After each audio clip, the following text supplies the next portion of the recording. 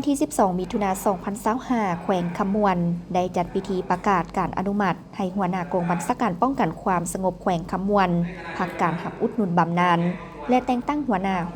กองบัญชาการป้องกันความสงบแขวงผู้ใหม่ให้เกียรติเข้าร่วมโดยพลเอกวิไลลักษณ์คำฟองกรรมการกลุ่มการเมืองศูนย์กลางภาครองนายกรัฐมนตรี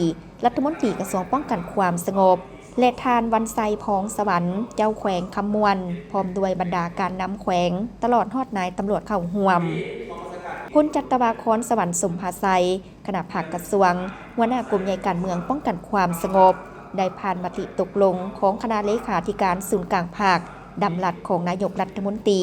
ว่าด้วยการอนุมัติให้คุณจัตวาทิพจันทร์ภูไซกรรมการพรรคแขวงหัวหน้ากองบัญชาการป้องกันความสงบแขวงคำมวนพักการหับอุดหนุนบำนาญและผ่านดำรัสของนายกรัฐมนตรี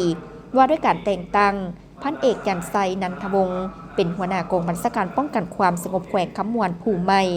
และได้ผ่านข้อตกลงของกระทรวงป้องกันความสงบว่าด้วยการแต่งตั้งพันโทคำนันทวงศ์และพันโทแก้วมณีจิตตนาพันธ์เป็นรองหัวหน้ากองบัญชาการป้องกันความสงบแขวงคำมวน